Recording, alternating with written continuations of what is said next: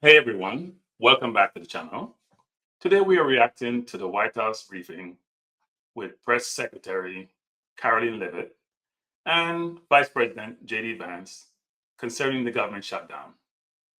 A lot of spin, a lot of bombast, and some false claims. We'll break down the key moments, play the clips, and give you my take. That includes Vance's claim that Democrats shut down the government because they supposedly want health care for illegal immigrants.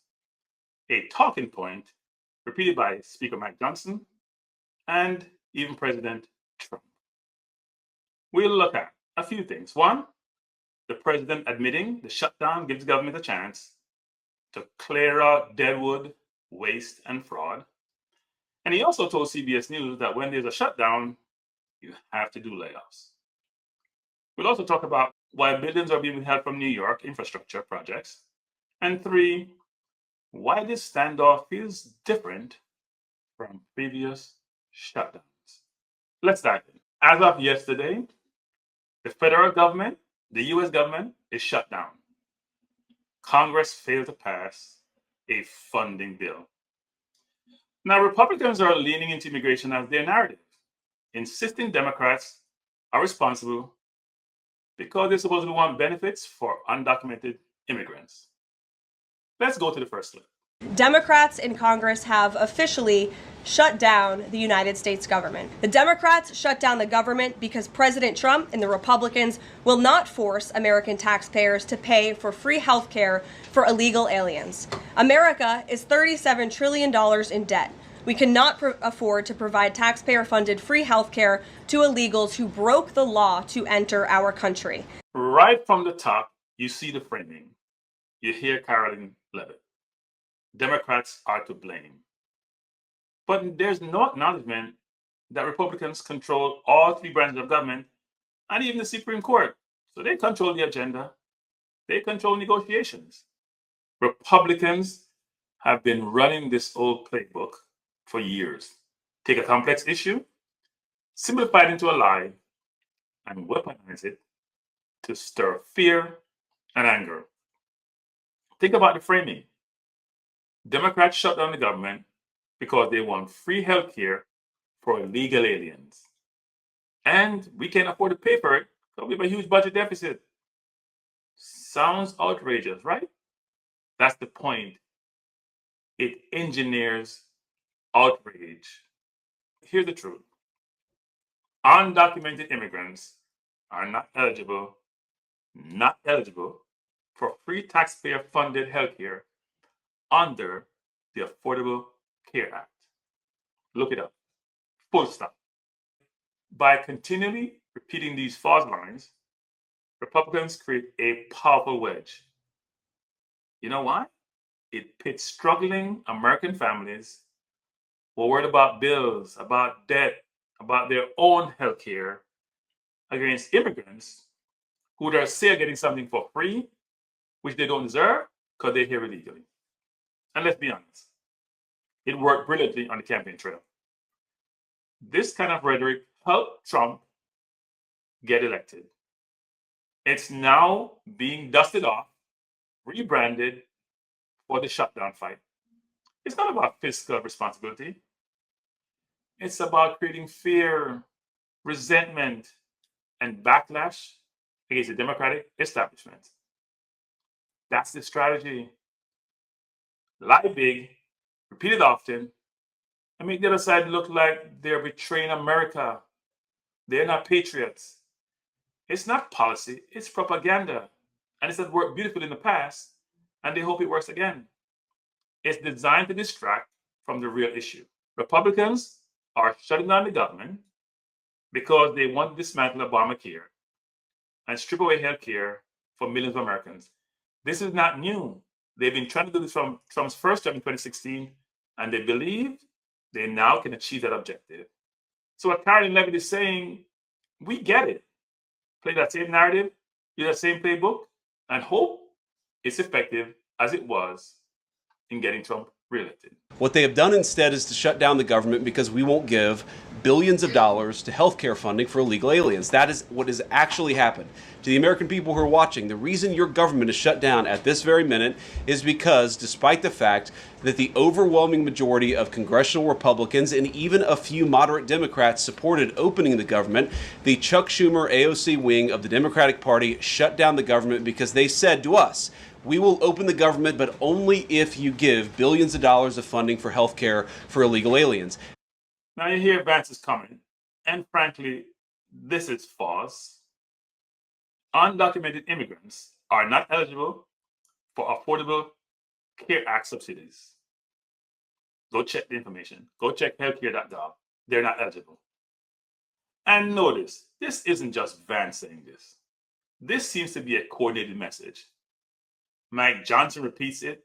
You hear him on CNN, NBC, all the major outlets saying the same thing. The president repeats it.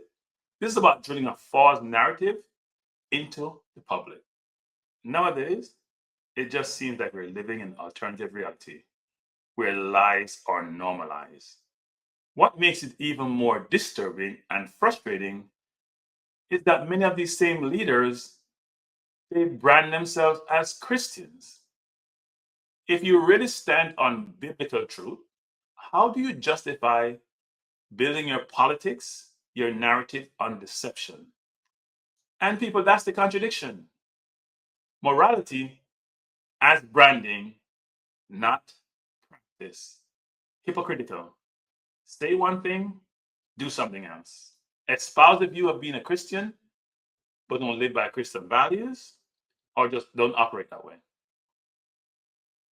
The Republicans, including the president, say they care about families, but call laying off workers an opportunity. You hear what the president said? Right? The president talks about there will be layoffs. It's an opportunity for the Republican Party. That's not a good thing. That's not empathy. That's cruelty packaged as policy. And the administration announced today that $18 billion bound for New York transportation projects is going to be frozen so it can't go to DEI programs there. But the timing of this, does announcing that today mean that you guys are going to squeeze Chuck Schumer's home state until he blinks? Look, I haven't talked to Russ about this morning, but look, I'm sure that Russ is heartbroken about the fact that he's unable to give certain things to certain constituencies. We want to do everything that we can to help the American people, but when the Democrats shut down the government, we have to actually do a little triage to make sure the most critical and most essential services are provided. Now, you see the situation and you hear the comment by Vance and the question asked by the reporter, which he never fully addressed, about the withholding of the $18 billion for infrastructure projects in New York. If they cared about workers, why block $18 billion infrastructure project for New York? That's thousands of jobs. That isn't fiscal discipline. It's punishing blue states.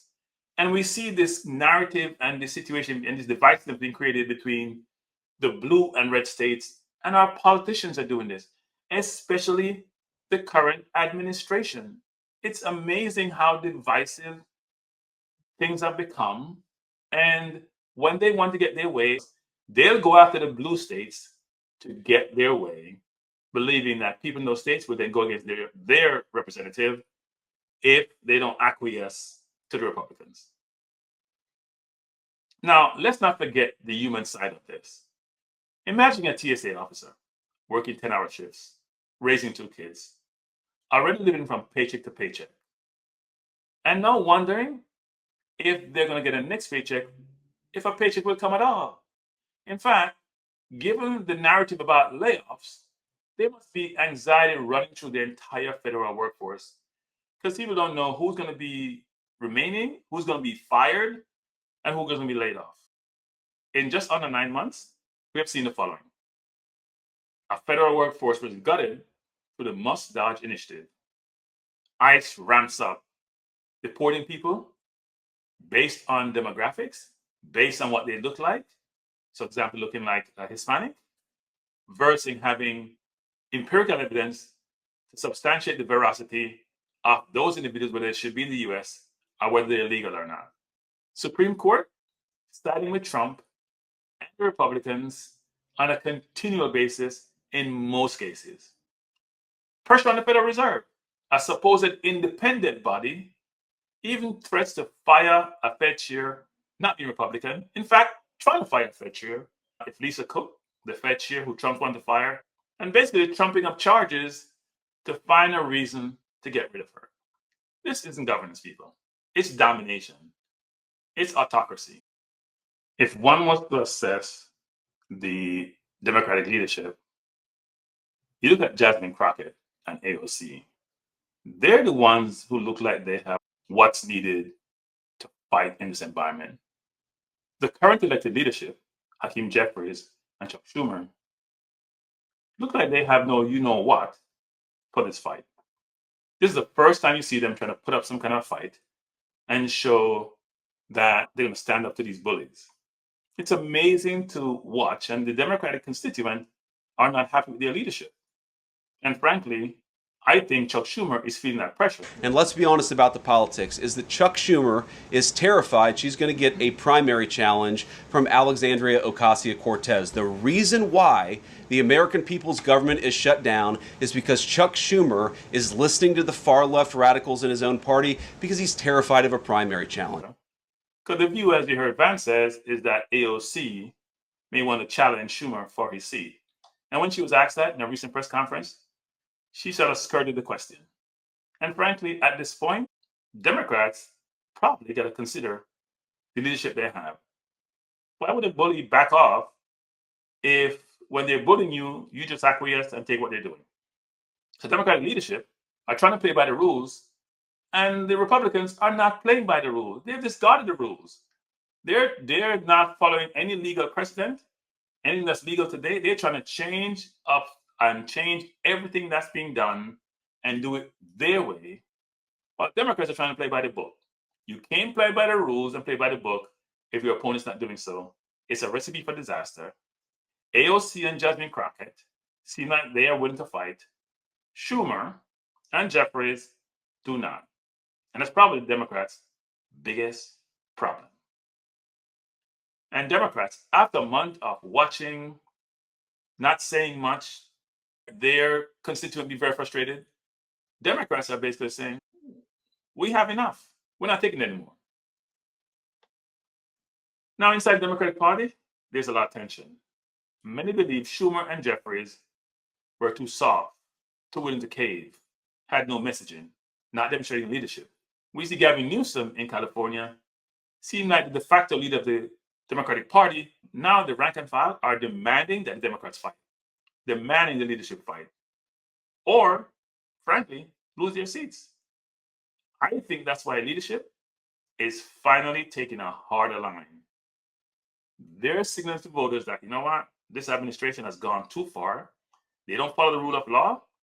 They are trying to create a government which is an autocracy, which is not focused on human rights, which is not focused on equality, which is not focused on fairness. They decided to fight and not to fold. And I think the message is resonating. Very much so. Now, the big picture.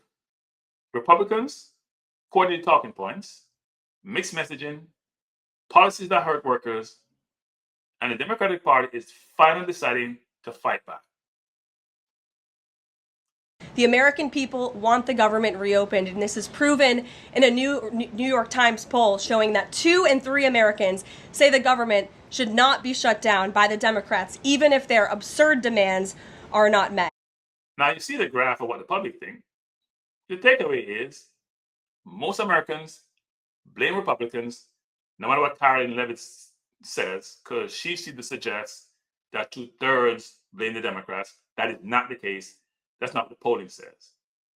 The GOP's narrative isn't sticking. So here's my takeaway from the shutdown.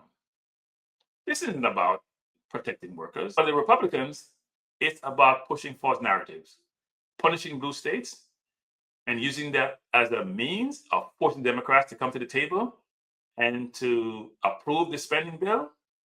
And frankly, putting federal families through just hell. I would say don't accept talking points at face value. Ask questions, push back, demand facts. If one values truth over theatrics, hit the like button, subscribe, share this breakdown, and tell me in the comments, who do you think is really to blame for this shutdown? Is it Republicans, who control all three branches of government, and frankly the Supreme Court? Or is it Democrats, who finally seem to be saying healthcare should be a right? It should be something where the poor and the working class should have access to healthcare, and it should not be something which is disposed of by the Republicans, who have been trying to gut the Affordable Care Act since Trump's first term in 2016, and I believe it's the time to totally try to get rid of it. What are your thoughts? Let me know. See you next time. Peace out.